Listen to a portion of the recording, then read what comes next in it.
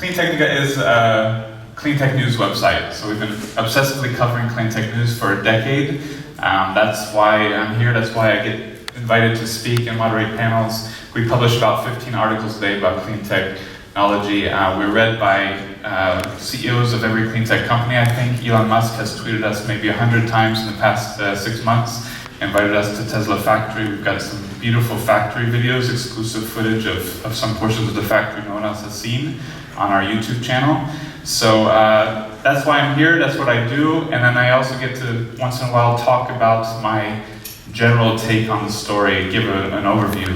We've already had 2 excellent ones. These were really wonderful presentations, so a lot of this is going to be repetitive, but I'll try to do my own useful spin. Start off talking about telephones though, okay? So it wasn't that long ago, I'm sure none of you had this telephone, probably, maybe, but it wasn't that long ago, maybe 100 years, that this was the telephone on the market. That's not that long if you think about things. You know, this is a blip in human history.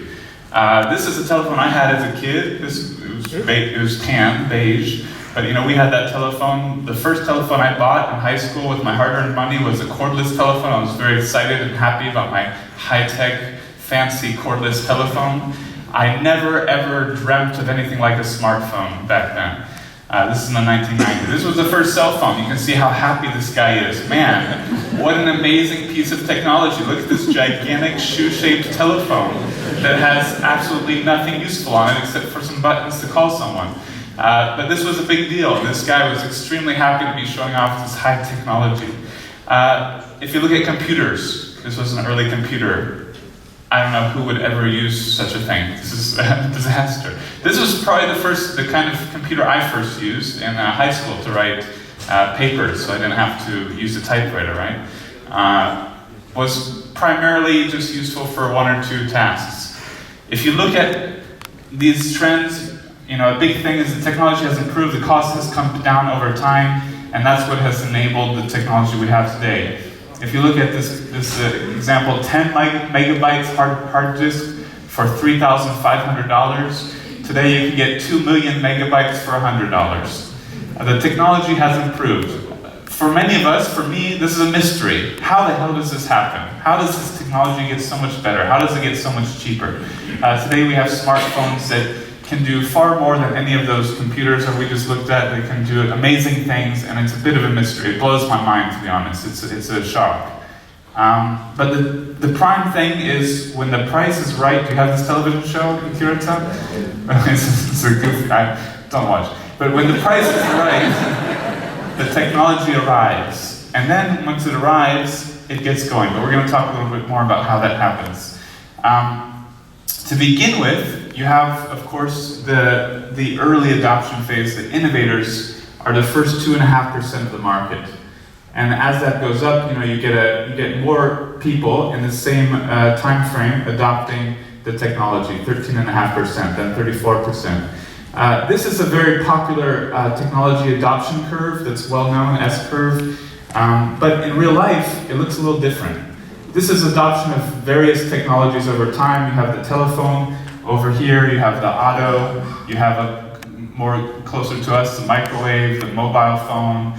So this is the S-curve as it really looks. A little bit sharper, yes? It's hard to call it an S-curve, but that's what it is. I really try to highlight this in presentations. The first 2 to 3% or 5% is pretty slow. You don't have 1% of the market here in Curacao yet, but as someone just showed, 60% of the new car market in Norway is electric now. When I was first going to EV conferences in 2013, it was a big deal that they had sold 13% of new cars in September of that year were electric in Norway. Now it's 60%, going to 70%, it'll be 100% soon. So it's been following this curve quite well.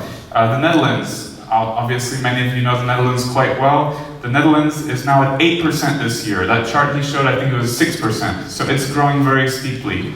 China is growing steeply. It might be at 8% this year.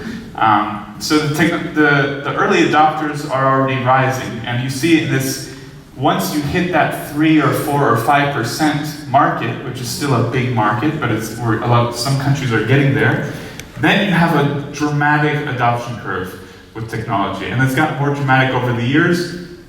This is partly due to the technology. Cars might be a little less steep because people don't replace their car every year, and it's a big expense. But this is more of what we should expect. Now we'll take a brief interruption from electric cars and go to the topic I covered before electric cars, which was solar energy.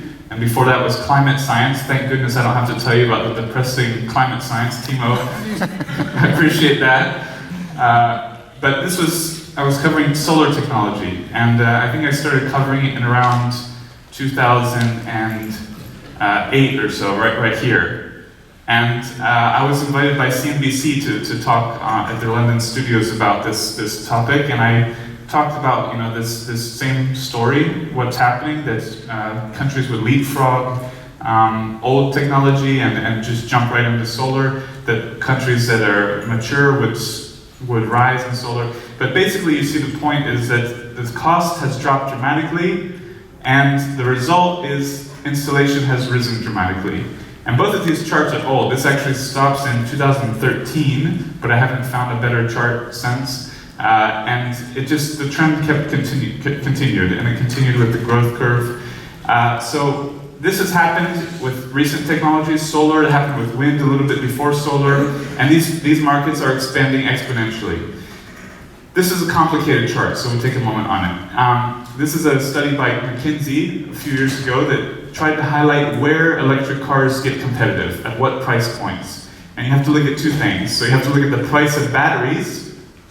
As it gets lower, electric cars get more competitive. And you look at the price of gasoline. As gasoline is more expensive, electric cars are more competitive.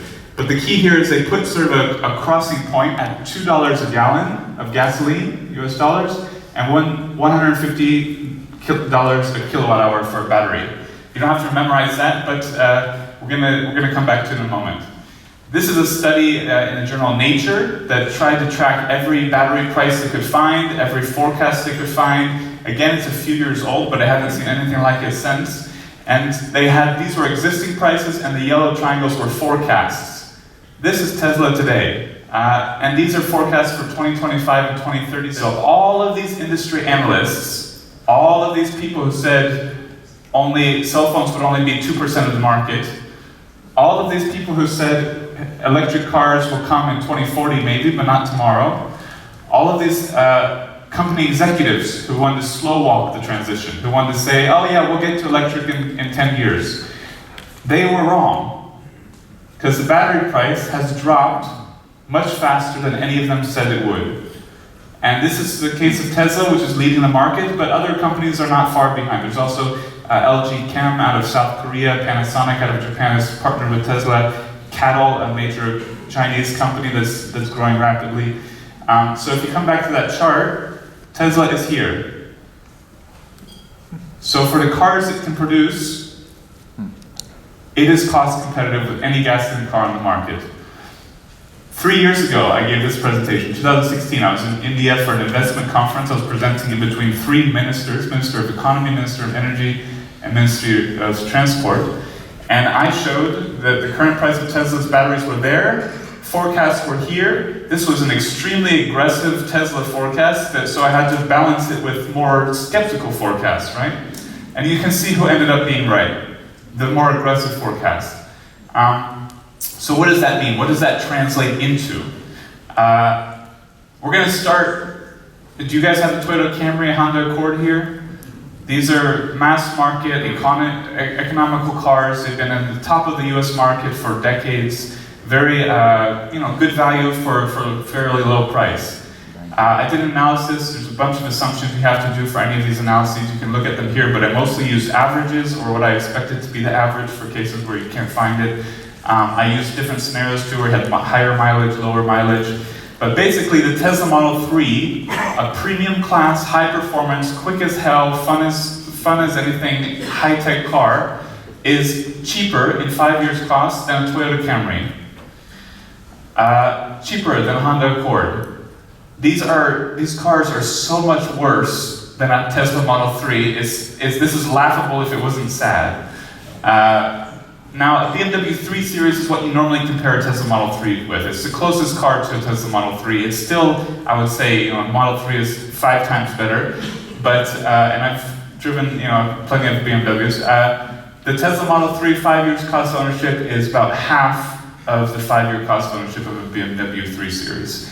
Why would anyone buy a BMW 3 Series? It's basically lack of awareness and experience. This is a Tesla Model 3. This is the car that beats a Toyota Camry or Honda Accord in cost comparison. This is our writer's Tesla Model 3 actually in California. It's got a clean technical logo on the back that you can't really see on this. This is in Florida where I live. Tesla's popping up. They're popping up all over the place. We'll take a moment to highlight just some of the benefits of an electric car. I wrote about these benefits for years, for months and years before I drove an electric car. When I finally drove one, I said, holy bloody hell, these are so much more fun to drive. I was shocked.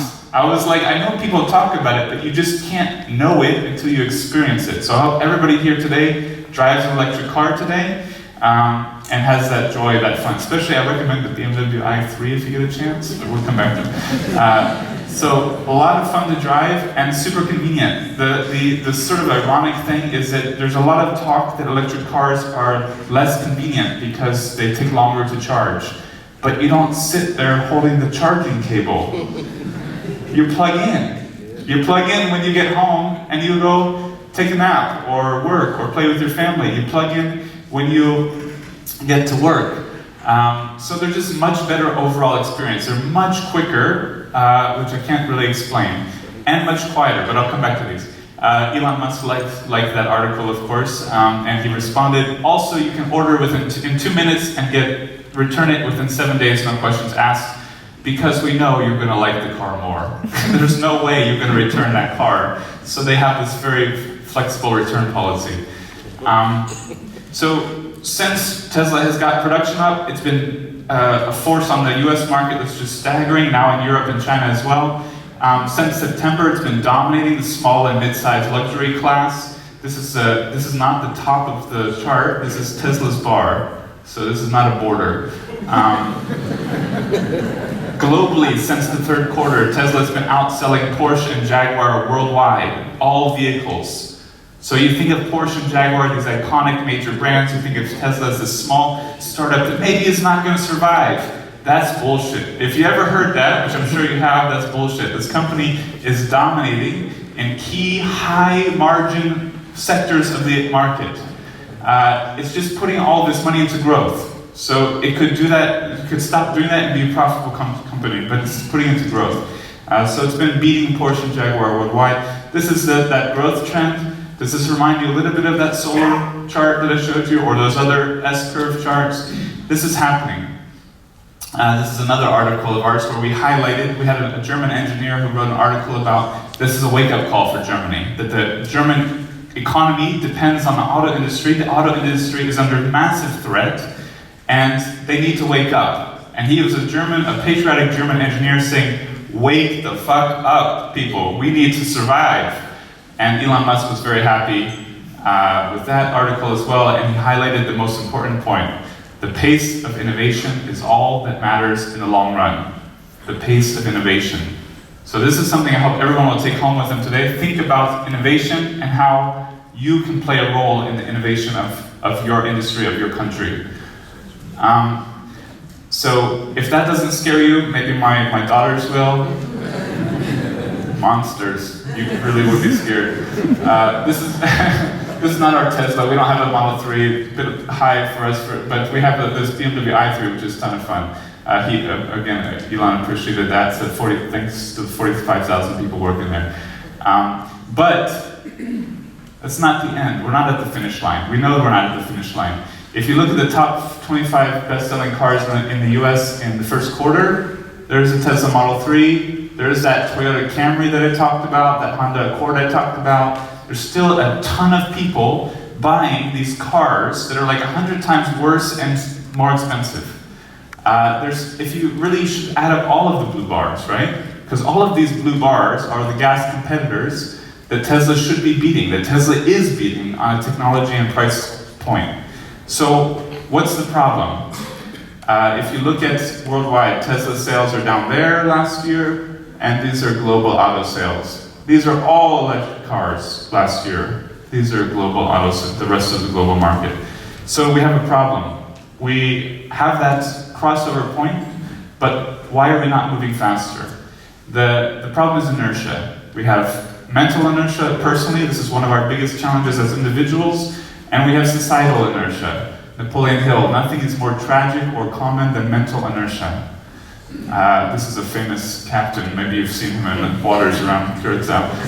The problem is not the problem is your attitude about the problem. We all have this attitude that it's not, we're not ready. Maybe okay for other people, but not for us. Oh, maybe in 5 years, maybe tomorrow.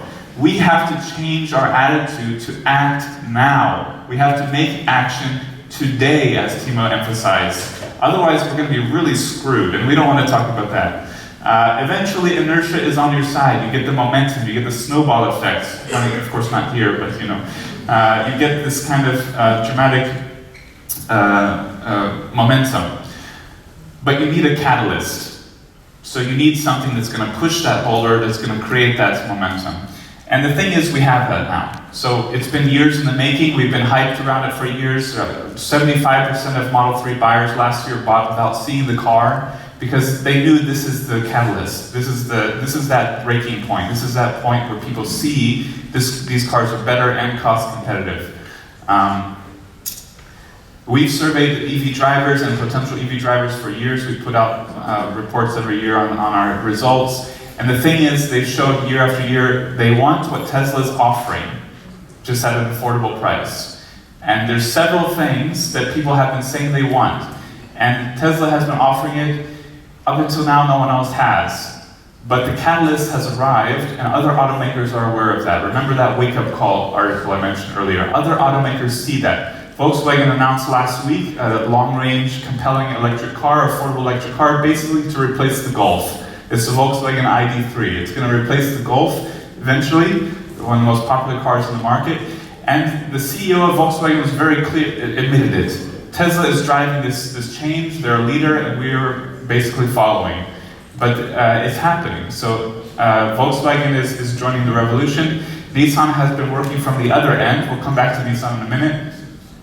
Hyundai and Kia have very compelling, very popular electric cars. I think their biggest problem is that they have far more consumer demand than supply, but they're making progress as well. The problem is these cars are still much more expensive than the gas version, which scares people. They don't look at the operational costs over time. They don't look at the benefits of the experience. So it's still a challenge to get that competitive on an upfront basis. But looking at the Nissan Leaf's example, the Leaf has also benefited from the battery price improvements, from the technology improvements. It's just coming from the other end. So it offered a car that was not meeting what people wanted, but was affordable on the low end. It started off with a 73-mile electric range in 2011. And the thing is, what it did, instead of dropping the price, as Tesla has done, it increased the range. And this is what all the major automakers have done. They've started lower with cars that a lot of people don't want, but they have because they have too low range, and they've been increasing the range. So in 2014, the range was up to 84 miles. In 2017, the range was up to 107 miles. This year, it's up to 151 miles. So you have double the range that it was a few years ago. So it's coming from the other end, and all these major automakers are doing very similar. And you can see this is a chart I created for this presentation where the 2011 Leaf had this much range and today's Leaf has this much range for essentially the same upfront price. So they're also hitting that crossover point. They're hitting that inflection point. Tesla, as I showed, was leading on battery prices, but the others are not that far behind. They're buying from major battery producers around the world, and they will get there too. So an important thing I'm emphasizing for this presentation, I think we have a lot of leaders in this room, political leaders, business leaders, is that there's going to be winners and losers. There's always winners and losers. When you had the computer revolution, this little young nerd, Bill Gates, became the richest man in the world because he saw what was coming and he created a product to meet that market. Elon Musk, before Tesla and SpaceX, he created a company that offered listings for websites, like Yellow Pages, I think, something. And then he did PayPal, which was online banking. This is how he became rich. He used all of his money from PayPal to invest in Tesla and SpaceX. He almost went broke, he ran out of money, but to keep his companies alive. But it was a gamble that paid off. Now he's running two of the most successful companies in the world with that risk. Now the richest person in the world is Jeff Bezos. All he did was create an online shopping platform early when no one else was thinking this is the future, or few people were. He made it the biggest. In my state of Florida, if you drive around, there's all these shopping centers that are all closed down, falling apart, because people stopped buying stuff in stores. People now, 1 out of every $4 spent shopping in the US is spent on Amazon. So you have winners and losers. There are going to be winners and losers. We're at the transition of the EV revolution, where many here probably think that's far off into the future. And I'm trying to show you it's not that far off into the future, and if you want to be a winner in this revolution, it's better to get started today or yesterday. So there's also there's the solar revolution, there's the rooftop solar option. To combine that with electric vehicles, you have vehicle-to-home technologies, vehicle-to-grid technologies. You have all kinds of innovations you can do with hardware, with software, to be a successful entrepreneur or a consumer in this market. So it's good to get started today. And I just need to re-emphasize, other than price, the technology is simply better. Can I have a quick, how much time do I have? Sorry. 20, okay. So I really want to emphasize this. I give a lot of presentations I've given all over the world, and I mostly focus on this, because this is the point that I think people have a hard time understanding, especially before they drive an electric car. The technology is that much better. You can't really explain it, but I say it's, I said it was 3 to 5 times better in an article responding to the Camry article or the Accord article. Elon Musk said, plus it's 100 times more fun to drive, or something like this. And the thing is, it's really hard to quantify, but it's so much better that you have to say it's 5 times better, it's 100 times better, just to try to get people to understand the driving experience, the ownership experience is that much better. And when you go back from driving an electric car to driving a gasoline or diesel car, and to rent cars a bit, and you feel like you're driving a tractor. You feel like, what in the world happened to this technology? It's got so much worse, or I just forgot how bad it was. You feel like you're driving a combination of a tractor and a wild horse, because it won't move when you step on the pedal. It's loud, it's rumbling, it's like not moving. It's very frustrating. But then when you're driving around the corner, it's trying to take you off the road because it has no regenerative braking. It doesn't slow you down automatically. It doesn't brake automatically when you step off the pedal. And if you talk to EV drivers, one of the number one thing EV drivers say they love is one-pedal driving. You don't have to use the brake, because the systems work where they brake automatically, and that puts electricity back in the battery to make the car more efficient. And when you drive a gas car after driving electric for a while, you literally feel like the car is trying to run you off the road on turns or going into a red light, and it's very dramatic. So I always say it feels like a tractor accelerating and feels like a wild horse on turns. But it's really a lot worse, and it feels like 100-year-old technology, which it is, but it feels like it's really should have stayed 100 years ago. So this is a really big thing that's hard to describe. You have to get used to it, of course, because it's different, but you get used to it in a few days, and then it's that much better. So talking a little bit about the benefits of electric cars. Obviously, air pollution is a major one. We just accept air pollution. We think air pollution is what it is, we live with it, okay, what can we do? But this is Paris, you know? This is Paris in a clean air, you know, this is Paris with a lot of pollution, maybe fog. This is Paris on a clean air day. Which city is going to be more attractive for tourists?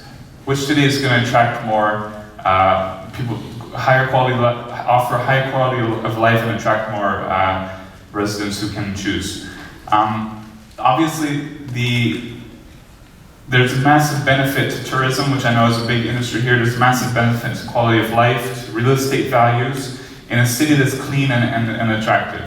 There's just pure health costs. This is from a Tesla presentation. But just living in Mexico City, on average, you're expected to lose 10 months of your life from air pollution. This is averaging out people who die prematurely, suffer from different diseases. In Paris, 7 months. We just accept, okay, fine, we'll lose a year of our life. We don't have to assume that anymore. We assume, okay, fine, people get lung cancer. Maybe it'll be me, I hope not. Let's pray. We assume that all of this is just, we have to live with it. The dramatic thing is, we have 3 phases of human society right now. We have the phase before we learn to burn stuff, before fire, and then we learn to burn stuff, and we have tremendous amount of growth, industrial revolution from burning stuff. Burning for heat, for fire, for electricity, burning oil for transportation. And we're entering a 3rd phase of human society. And I don't think anyone really understands. I don't think I understand what that means. Because we're moving from a long era of burning stuff to an era where we get everything we need without burning. We get electricity from sunlight. We get electricity from wind, from water. We get to move quickly, transport electric cars, not that far off, electric planes, from electricity, from that sunlight, from that wind. This is a change for society that I think has implications that we don't even think about a more peaceful society, about a more calm society. The global warming crisis, you can't really say enough. In the future, if this gets out of hand, which looks like it's doing, we could have portions of the world where nobody can go outside. We had a scientific article I covered 8 years ago. There will be portions of the world where if you step outside, you will die from the heat. Like, not even a joke. Not it's hot, not there's a heat wave, you will die. So that's the potential future we're giving our great-grandkids. That there's portions of the world you have to not step outside. That's dramatic. Unfortunately, the technology curve is not the only one that's a steep S-curve. We have also the carbon emissions curve, which is extremely steep, and we need to stop it. You have ramifications that people just don't even connect. So you have an issue, scientists have been warning about this for years. If you have dramatic drought and heat, you're going to destroy crops. When you destroy people's food, they're going to get a bit upset. So you had this situation in Syria where they had this record drought for 5 years. Food prices more than doubled. And not that long later, there was a civil uprising. Scientists have conclusively linked these factors, has conclusively said, and they're very cautious people, that this drought was part of what led to the Syrian crisis. And that led to an immigration crisis in Europe. I don't personally think it's a big crisis, because I'm not on that side of the debate, but obviously it's clear to anyone that we have a political crisis in Europe and the United States because there's certain portions of the population that can't handle immigration. They can't deal with the fact that other people are moving in from other countries with other religions, and they're not accepting it. So you can see with a pretty minor immigration crisis, we're having dramatic problems in Europe and the United States. How will that change when the immigration problem is 10 times bigger? These are problems we have to think about. Unfortunately, I know everybody here is telling me this is paradise, and I believe them. I'm convinced of it. It's wonderful.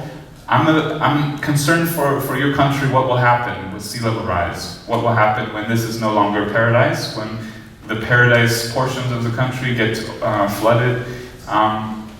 You will have a serious existential crisis as a society, as a country. In the US, we have dramatic storms hitting like never before.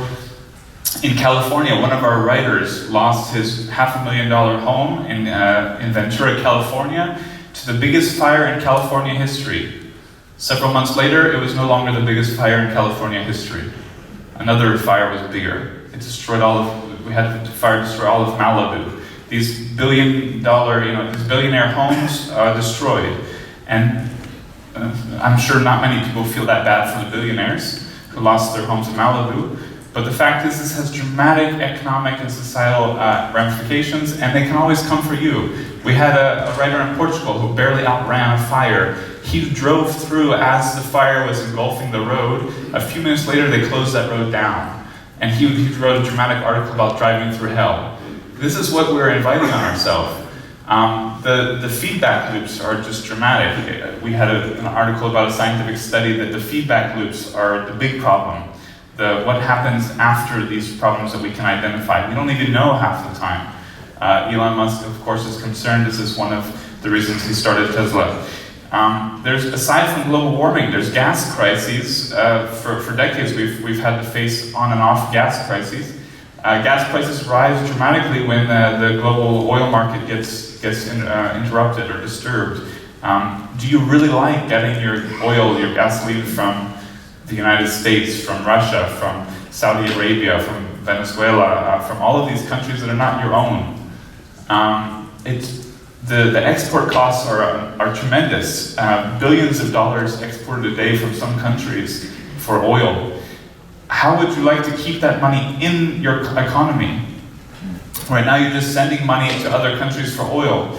What if instead of sending money to other countries for oil, you're sending money to local companies and people for electricity, clean electricity from solar, from wind, giving money to solar installers who put solar panels on your roof. You're giving money to the local electric car dealership who gave you an electric car, and instead of sending money abroad. Again, I'm going to emphasize, this is what a lot of my presentations focus on completely. Electric cars are also just fun and convenient. There's no beating the consumer benefits of electric cars on this market. That way you can get home, you can just drink some orange juice. Well, anyway, that's what I do when I get home, just sit on the couch like that. Who sits on the couch like that when you get home, right? Very realistic. But the point is, you can relax, you can do anything you want while your car is charging. Electric cars are not inconvenient, they're more convenient. Tesla actually used to have on their website time savings and a value of time included in the financial savings of buying a Tesla. They removed it because people thought that was a little extreme. The price of an hour was like $100. But the point is, you have a convenience benefit. We don't have home charging. This is my car in Florida, and we don't have home charging. People think you can't live with an electric car without home charging. It's still more convenient because we go to the supermarket, the grocery store, and we charge there. We go to the beach, we charge there. We go to the mall, we charge there. You just need a handful of charging stations, and it's more convenient. You just plug in and charge the car. I asked my wife, I went through this presentation with my wife, and asked if I left anything out, and she emphasized, well, it's much quieter. This is one of the benefits. Every time we rent a car, it's so annoying how loud it is and how smelly it is. And it's much quieter, and the speaker earlier emphasized this. I've had other EV drivers emphasize this as the number one benefit of electric cars. It's quieter to drive, it's more peaceful, more zen. You can't really capture that in pictures, it's hard to capture quieter, but this picture of these white Tesla seats looks pretty quiet to me.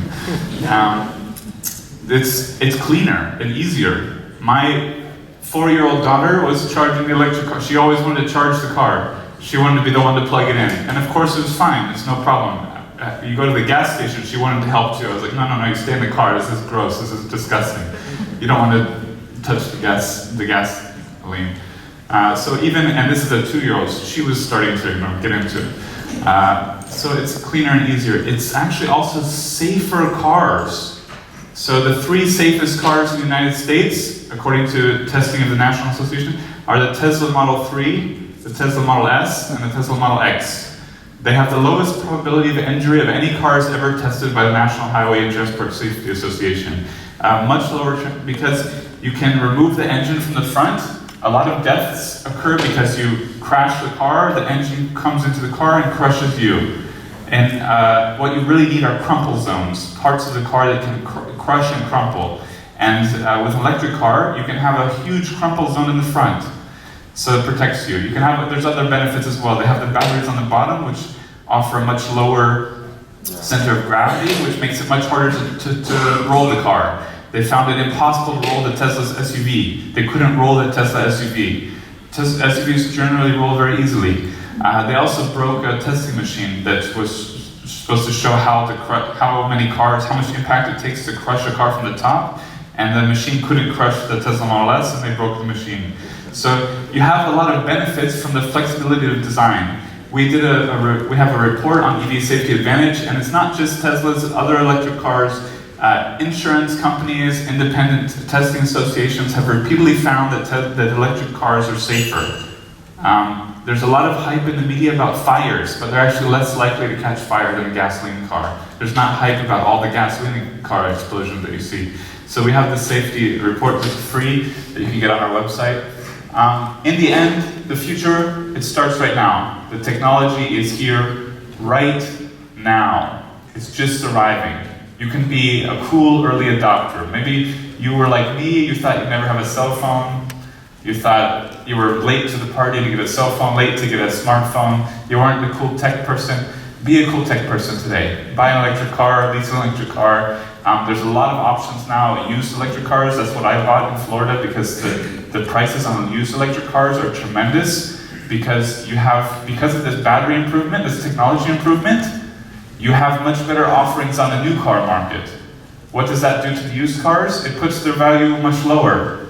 So you can get a crazy, awesome BMW i3 for a really affordable price. You can get a Nissan Leaf, which is a premium class, a family car, really good in a lot of respects for a super low price and then super low operational costs. This is in Hawaii, another island community, not that much different from here. They've got solar panel carport you can see, and Nissan Leaf and Mitsubishi i-MiEV electric cars. The future is available now, and that was from years ago actually. So the future for them was 5 years ago or something. I flew here through Amsterdam, and I was quite surprised. I knew Amsterdam was a leader. I had been at presentations with Amsterdam's director, Amsterdam Schiphol's director of transport, but all of the buses were electric buses from BYD, and they all say solar powered at Schiphol. So now, all over the Schiphol airport in Amsterdam, you have electric buses powered by solar power. The future is arriving. If you want to be a leader like Amsterdam, you should get on it right now.